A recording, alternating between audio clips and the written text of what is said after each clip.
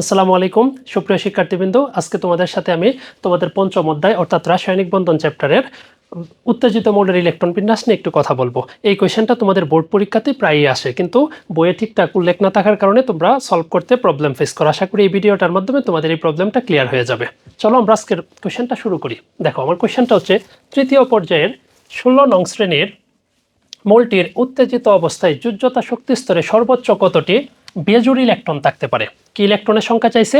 বেজোড় ইলেকট্রনের সংখ্যা। দেখো, তাহলে তৃতীয় পর্যায়ের 16 নম্বর গ্রুপের মৌলটার কথা আমরা জানি কি, মৌলটার নাম কি? সালফার। কিন্তু ওর পারমাণবিক সংখ্যা কত? 16। আমি যদি তার ইলেকট্রন বিন্যাস করি তাহলে দেখো ইলেকট্রন বিন্যাসটা কি হবে? 1s2 2s2 2p কত 6, তারপরে হচ্ছে 3s2 3p কত 4। তাহলে আমরা তৃতীয় অধ্যায়ে আরেকটা জিনিস পড়েছি। দেখো, n এর মানটা যদি 3 হয় তাহলে সহকারী কোয়ান্টাম সংখ্যা l এর মানটা হয় কত? 0 থেকে n-1 পর্যন্ত সকল মান। তাহলে দেখো 3 - 1 = কত বলো তো? 2। আর l এর মানটা কত থেকে শুরু করতে হয়? 0 থেকে শুরু করতে হয়। তাহলে l এর মানটা হবে হচ্ছে এখানে 0 1 2। আর আমরা এই l এর প্রত্যেকটা মান কি নির্দেশ করে? উপশক্তি স্তরকে নির্দেশ করে। 0 এর জন্য s, 1 এর জন্য p, 2 এর জন্য কত? d।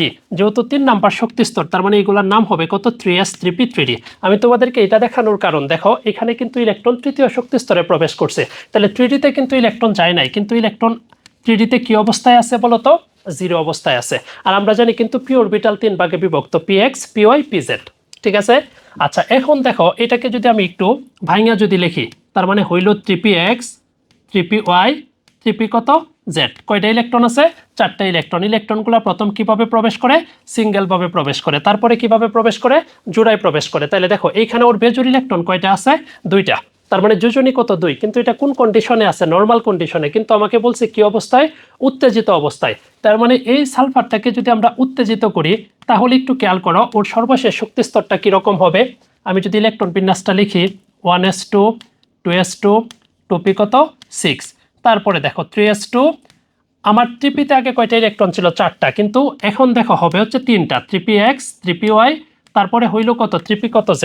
একটা একটা কয়টা? 3টা ইলেকট্রন। আমরা জানি পি শক্তি স্তরে 3টা ইলেকট্রন থাকলে অর্ধপূর্ণ, আর 6টা থাকলে কি পূর্ণ। তার মানে যেহেতু তার ডি শক্তি স্তর আছে আর আমি যেহেতু উত্তেজিত করছি, তার মানে 3px থেকে একটা ইলেকট্রন কোথায় যাবে বলতো? 3dx হয়ে গেল। তার মানে এইখান থেকে কিন্তু এখানে গেছে। তাহলে দেখো এখন বেজোড় ইলেকট্রন কয়টা হয়েছে? 1টা 2টা 3টা 4টা, তার মানে তার যোজনী কত হবে? 4। এখন আমার দেখো এস এও সর্বোচ্চ কয়টা ইলেকট্রন আছে? 2টা। এখন এস থেকেও একটা ইলেকট্রন কোথায় যাইতে পারবে বলতো? ডি অরবিটালে যাইতে পারবে। তার মানে এটাকে যদি আমি আবার যদি উত্তেজিত করি, সেই ক্ষেত্রে একটু খেয়াল করো আমার কি হবে। তখন ইলেকট্রন বিন্যাসটা হবে 1s2 2s2 2p কত 6, তারপরে দেখো 3s2 আছে না? 3s কত দিব? 1।